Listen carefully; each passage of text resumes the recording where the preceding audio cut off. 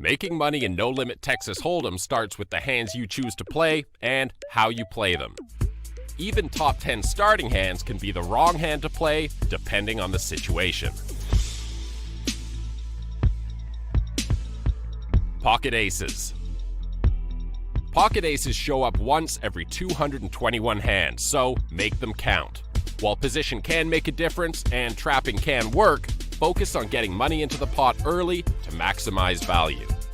Aces are the very best starting hand, but if the board doesn't improve your hand, you still only have one pair. Keep that in mind to avoid stacking off to random 2 pairs and sets. Pocket kings. Pocket kings are almost identical to aces pre-flop. Some players will fold kings, but it's rarely correct. The odds are 22 to 1 against someone having a better starting hand at a 9-handed table, so try to get as much money into the pot early as you can. An ace on the flop isn't always a death sentence, but if you're facing an overcard or a particularly connected board, focus on pot control. If you have an overpair on an unconnected board, you probably have the best hand, so focus on getting value from lower overpairs and top pair hands. Pocket queens and jacks. Unlike ace-ace and king-king, pocket queens and jacks are foldable pre-flop in certain situations.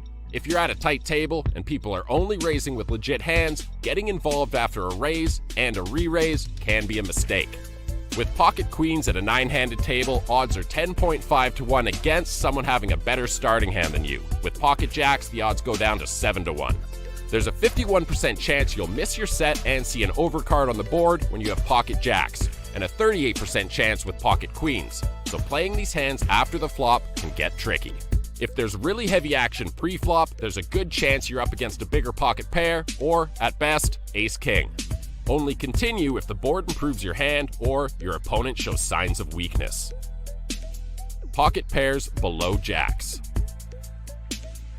All of these hands are playable for set value if it's folded to you or if you're facing one raise before the flop. You can raise with them in late position, but mostly you're set mining, especially with lower pocket pairs. The chance you'll miss your set and face at least one overcard on the board is 62% for pocket 10s, all the way up to 88% with pocket deuces.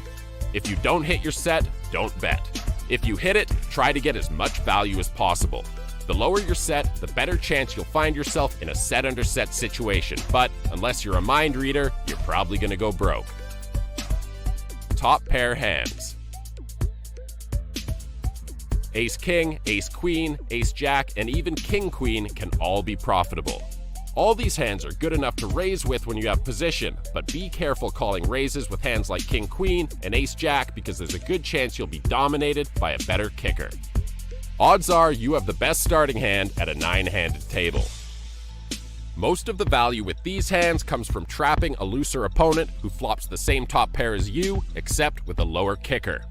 But remember, if you only have top pair and someone's willing to play a huge pot, chances are you're beat. Suited connectors. Suited connectors are great because they can make true big pot hands like straights and flushes. You can raise these hands when it's folded to you in position, but generally speaking, you want to get in cheap and try to flop a big hand or a big draw. Suited connectors are all about draws, so if you completely miss the flop, don't be afraid to throw in the towel.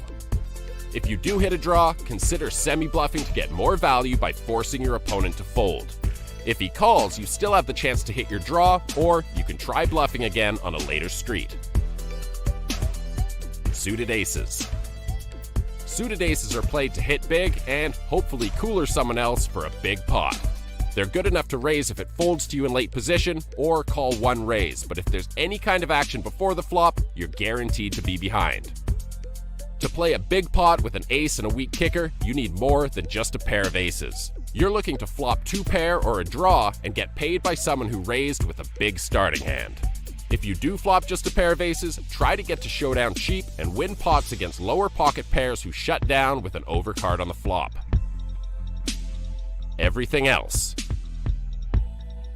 As a beginner, hands like 10-jack and queen-10 look playable, but the truth is they're going to cost you money over the long term. The weaker your starting hands, the trickier things are going to get after the flop, so wait until you have more experience before mixing it up with hands like these.